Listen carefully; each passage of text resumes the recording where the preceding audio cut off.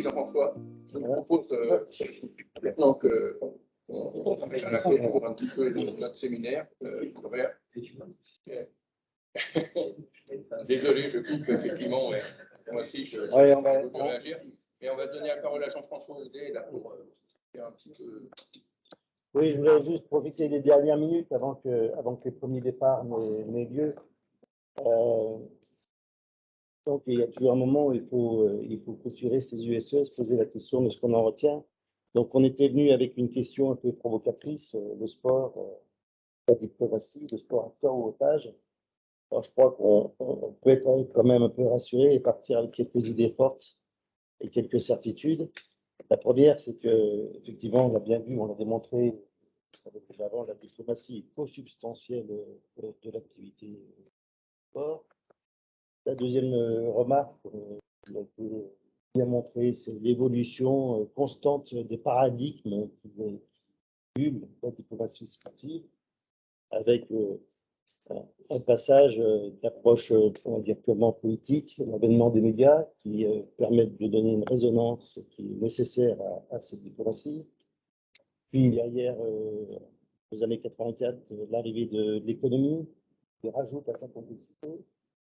Et puis un peu après, les réseaux sociaux qui donnent un pouvoir, qui dépasse un peu le pouvoir, qui va même vers les peuples. On a vu ce matin avec la présentation qu'on a eue. Il y a encore une évolution qui suit, jusqu'à l'e-sport. Et donc, il faut bien comprendre et pouvoir analyser peut-être l'évolution des règles du sport, de la diplomatie du sport, en fonction de cette évolution du paradigme qui est imposée par le contrat extérieur. Enfin, le dernier point qu'on peut retenir, c'est la capacité du monde sportif à se réinventer et à s'adapter à toutes ces évolutions. Et la démonstration en a été faite quand il a fallu reconnaître des pays, de nouveaux pays au CIO pour contrebalancer le pouvoir de certains, quand il a fallu s'affranchir, d'en trouver un peu plus d'espace quant aux finances pour retrouver une certaine autonomie et essayer de garantir une certaine autonomie. Mais on a vu aussi que l'indépendance ne serait pas mise. Et puis, on peut parier aussi que les clubs universitaires ont démontré ce matin, on peut parier aussi que le e-sport sera un enjeu considérable à la fois pour des questions de finances, de nombre de licenciés et puis de software aussi. Voilà, c'est les trois grandes idées que je vous propose de garder. Après, je voudrais finir cette réunion par des remerciements, bien sûr. Alors d'abord, à vous, tous les participants. J'espère que vous y aurez trouvé de la nourriture intellectuelle qui va vous servir après dans vos clubs et dans l'exercice de vos fonctions. Je voulais remercier les intervenants qui ont assuré le fond de cette USE, la qualité du fond, et les organisateurs qui nous ont garanti la qualité de la forme. Je veux particulièrement remercier Monique et Norbert, Pascal et Antoine, et puis au travers eux, l'ensemble des équipes de la SUD et du CAR.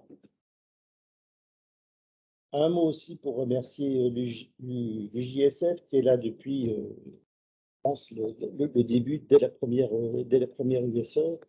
Et en particulier, pour remercier Jean-Paul, tu es venu en nous annonçant que tu voulais honorer la mémoire de Jacques Marchand. Je crois que tu l'as largement honoré avec passion. Et j'espère que tu trouveras dans la famille du sport, tu as trouvé aussi dans cette réunion, dans cette famille du sport, l'énergie qui sera nécessaire pour ton prochain combat. Enfin, un mot à nos amis africains pour les remercier d'être venus avec des conditions qui ont été difficiles.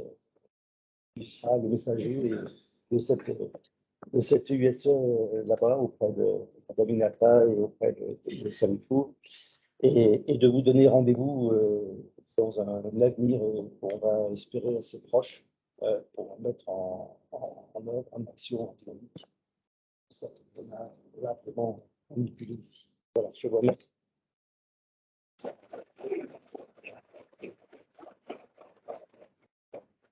Je voudrais compléter les remerciements effectivement avec les salariés qui ont fondé, enfin salariés et quelques bénévoles aussi. La cité Antoine, effectivement, qui est très important.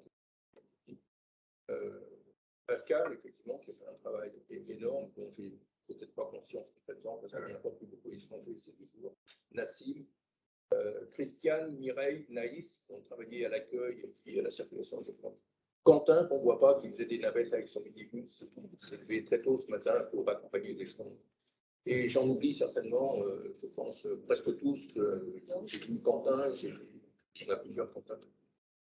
Quentin Gonzalez, je pense à Laura, je pense à Mathieu aussi, qui était là mardi soir pour la visite effectivement de la confluence. Donc merci à tous. Je sais que ça a perturbé un petit peu le fonctionnement du club. Ils ont pris sur eux pour faire ces tâches supplémentaires. Et donc, merci. Il faut dire quand même que voilà, c'est tenu cette USE quand même. Ouais. Le Covid, la décalage, tout ça. Voilà, merci. Vous voulez ajouter quelque chose, Serge? Oui, si vous le voulez.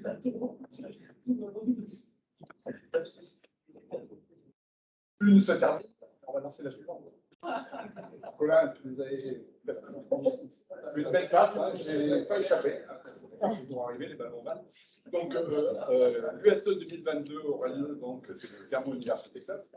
On aura le plaisir de l'organiser. Donc, nous serons très heureux de vous accueillir vendredi, j'espère, au pays des volcans. C'est un peu dramatique.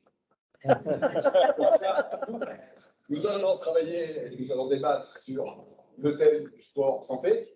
Et là, je parle sous le couvert de notre médecin fédéral, Charbon, où on va aborder le thème sport santé à travers ses multiples facettes. Et ses différentes déclinaisons, tant au niveau français qu'au niveau à travers l'Europe, hein, parce que c'est le thème. Et j'espère ardemment que nous aurons le plaisir de pouvoir partager les témoignages des clubs, notamment je pense des clubs universitaires, mais pas forcément, sur leur retour d'expérience, bonne ou mauvaise. C'est important, j'espère que vous serez très nombreux. Donc, on vous accueillera avec grand plaisir et venez nombreux.